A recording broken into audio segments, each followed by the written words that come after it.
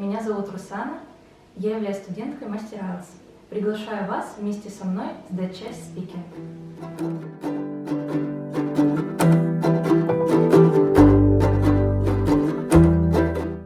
Здравствуйте, меня зовут Катерина, и я тренер в мастер IELTS.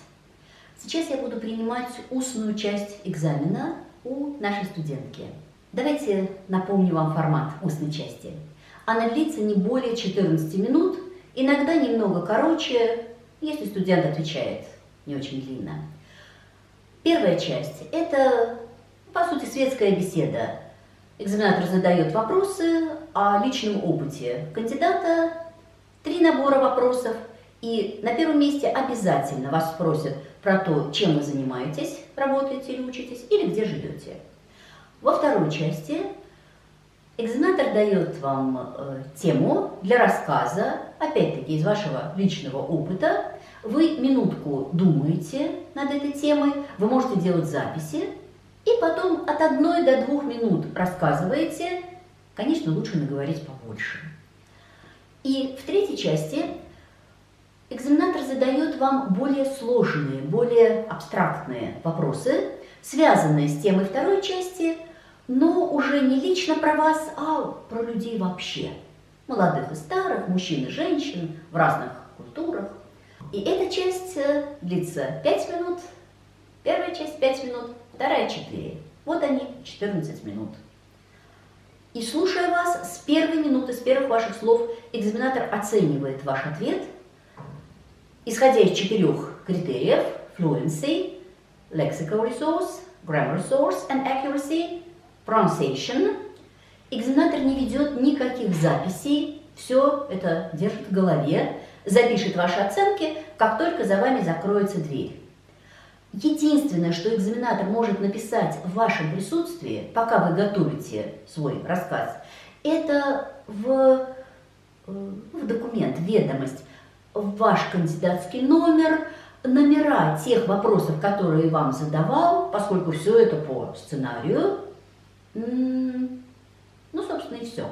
Оценки там появятся после того, как вы выйдете из аудитории. Поэтому не надо бояться, не надо думать, что за вами записывают ошибки, и не надо пытаться туда заглянуть. Там будут просто номера использованных материалов. И в начале экзамена, перед самим интервью, первые секунд 20 экзаменатор общается не с вами, а со своим устройством, записывает туда дату экзамена, номер центра, ваше имя и кандидатский номер, свое имя и свой номер экзаменатора, а затем откладывает это записывающее устройство, и оно лежит там в течение всего интервью, записывает его на всякий случай.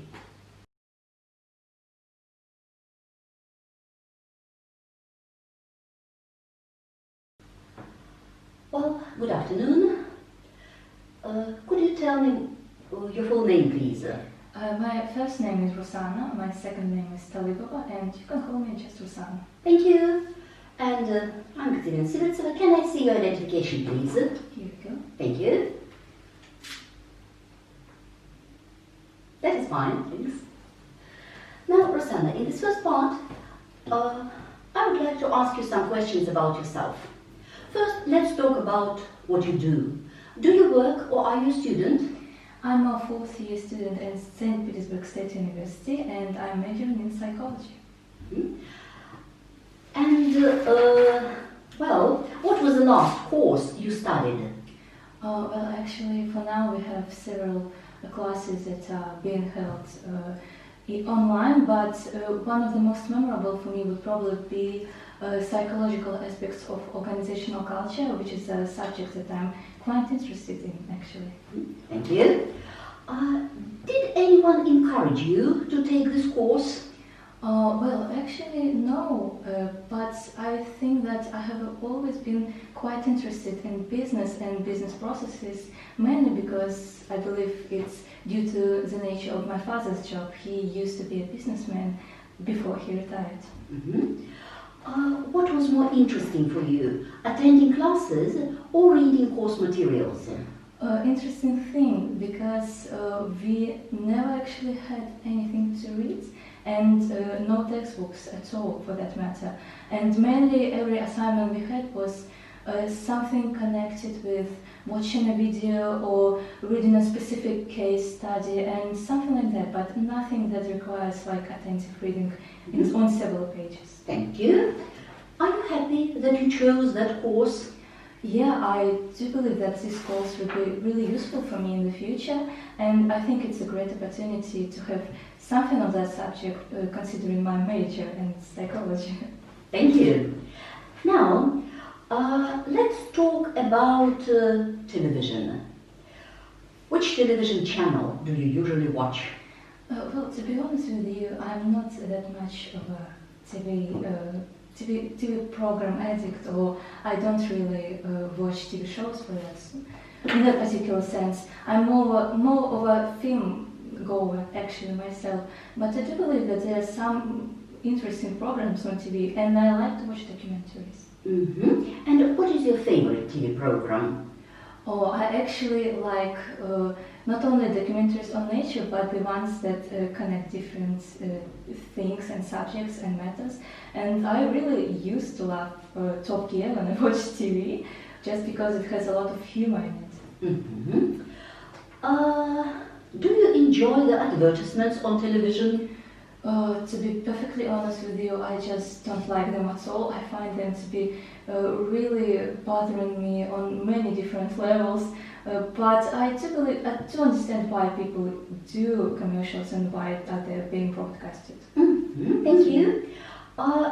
Do you think most programs on television are good nowadays? If we speak about Russian television, I don't really believe that the Russian TV programs serve any educational value. Why not? It's just that I believe Russian television tend to focus more on entertainment aspect and not that much on how do we educate ourselves on anything. Thank you. And now, Rusana, let's talk about neighbors. How well do you know your neighbors? Well, I would like to begin by saying that I've been living in that apartment that I live in now for 3 years now, but I only know a couple of my neighbors that live next door to me. Mm-hmm. And how often do you see your neighbors? It's actually funny, but I only see them when I go out at specific time of the day, and that will probably be 11 a.m. or every time I go to take out my garbage. Yeah. Thank you. What kind of problems can people have with their neighbors? Oh, I would probably think that one of the most popular problems to have with your neighbors in Russia in particular would probably be noisiness or loud sounds that might come from your apartment or apartment of your neighbors, and that's really bothering thing that could be. Mm-hmm. And how can neighbors help each other, do you think? I think that it's really helpful when you are friends with your neighbors or you know them well enough, so in any case you have in any time you might have something bad happen to you, or there might be some trouble in your apartment, you can call them and tell them that well, can you help me out please. It's just that it's really good, it's a nice thing to have if you have a friendship with them. Thank you. Now, in the next part of the test, I'm going to give you a topic and I'd like you to talk about it for 1 to 2 minutes. Before you talk, you have 1 minute to think about what you're going to say. You can make notes if you wish. Here is paper and pencil for your notes. And here is your topic. And please don't write anything on the booklet. I would like you to describe a time when you complained about something you had paid for. For example, a restaurant meal or a product in a shop. Mm-hmm.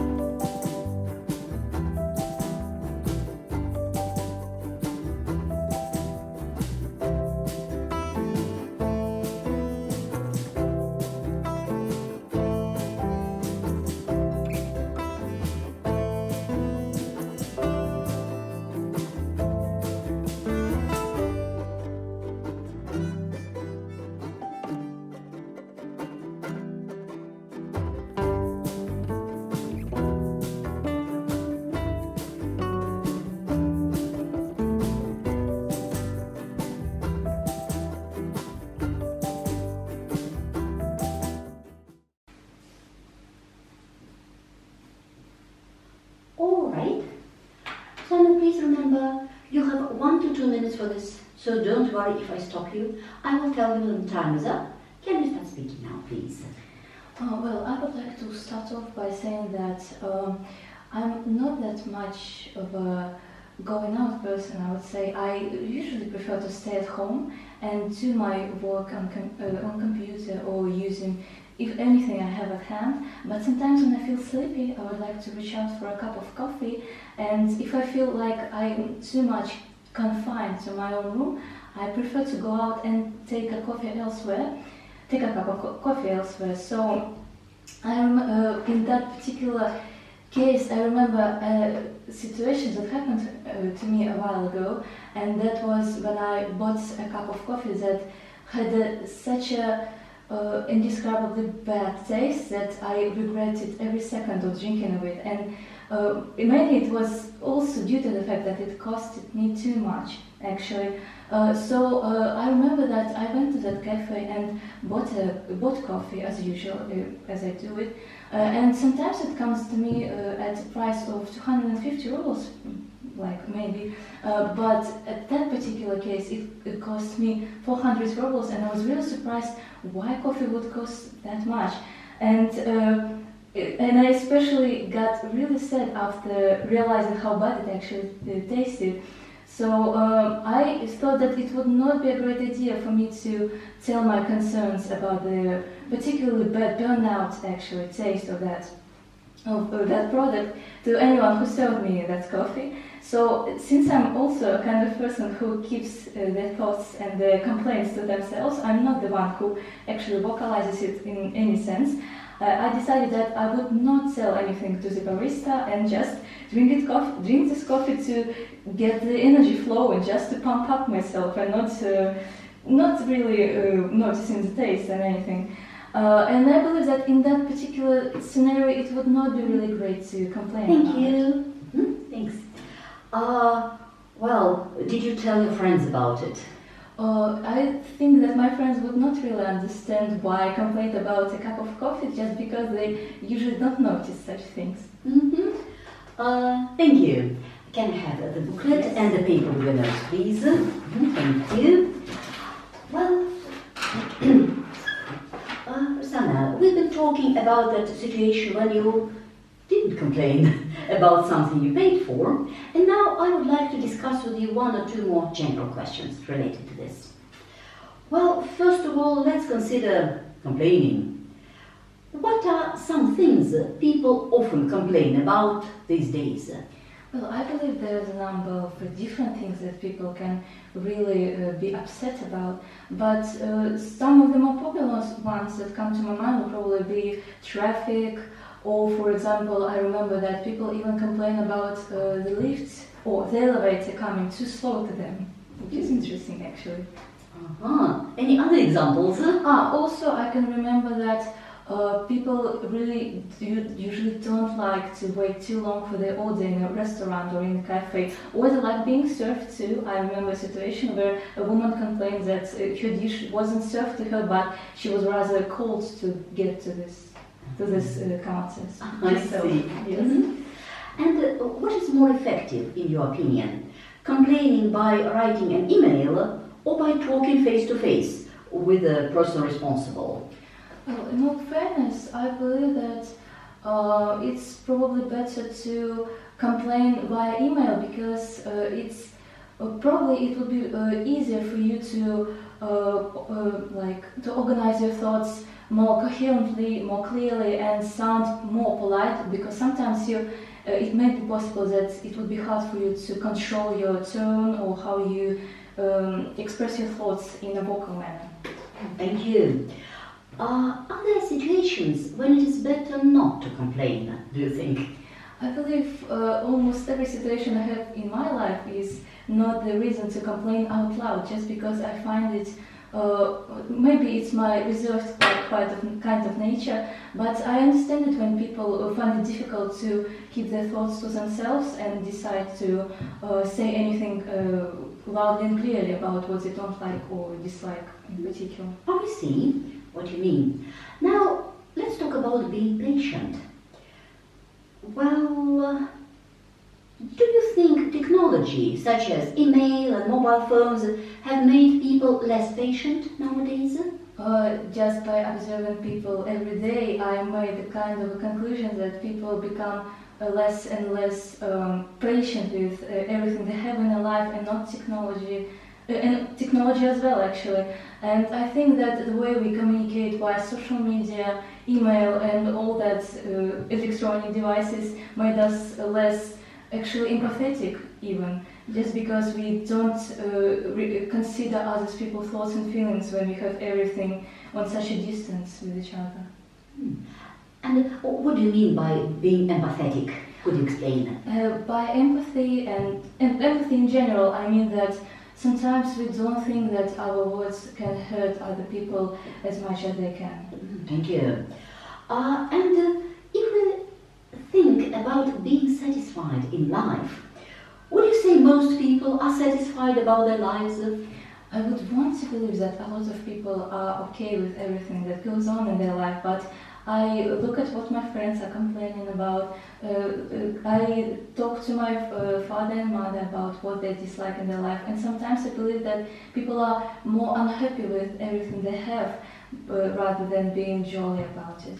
Why is it so, do you think? I believe it's in people's nature to strive for good, to be even sometimes a perfectionist in something that doesn't require so much effort and mental fortitude to continue. But I think that there are a lot of things people can be satisfied just on their own, without having to want more, to become something more. There is so much to love about life, actually. Thank you. And would you agree that in general, humans tend to be more dissatisfied than satisfied?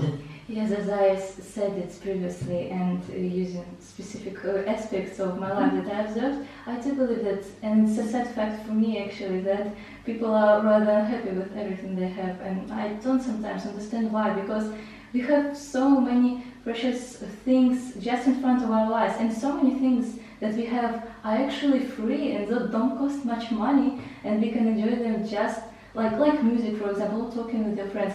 These things are easily accessible and don't require so much struggle or even finances in that matter. So I do believe that people are unhappy, but I don't really know why actually.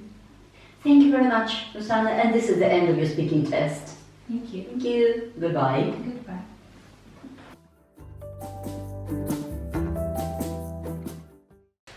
Что ж, Rusana, вы, безусловно, молодец, ответ очень хороший, очень крепкий, добротный. Ну, естественно, всегда есть что улучшить. Смотрите, ваша, несомненно, сильная сторона – это fluency. Fluency я бы оценила на 8, вы говорите последовательно, связно, вас легко слушать, не теряешь мысль, вы ведете своего слушателя за собой, вы используете linkers, speech markers. Ну, иногда это бывает у сильных кандидатов, ну там, in all fairness, иногда они немножко более книжные, чем вообще люди в речи используют, но с другой стороны, вы здесь, чтобы показать свой язык. У вас хорошее, безусловно, хорошее произношение, которое я, ну, пожалуй, тоже оценила бы на 8. Ну, в ситуации экзамена я бы, наверное, немножко переслушала пару минуток, совершенно не думая о содержании, только о произношении. Это 8. Обычная история, лексика и грамматика. Здесь я все-таки скорее дала бы, ну, скажем так, это немножко не дотягивает до 8. Это больше, чем 7, но все-таки в каждом аспекте сомнения толкуются не в вашу пользу.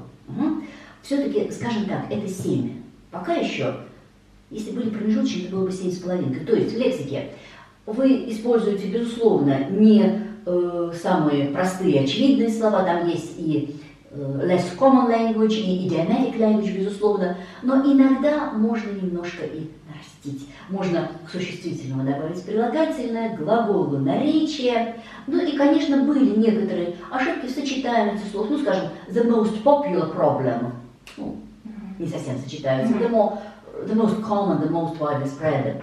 Грамматика была очень разнообразная, хорошая, без существенных ошибок, ну, какие-то небольшие базовые, которые даже 8 допускаются, но, опять же, я бы больше использовала условных предложений, complex object, ну, говоря вот про эту ситуацию. I remember going and grabbing that cup of coffee in a cafe.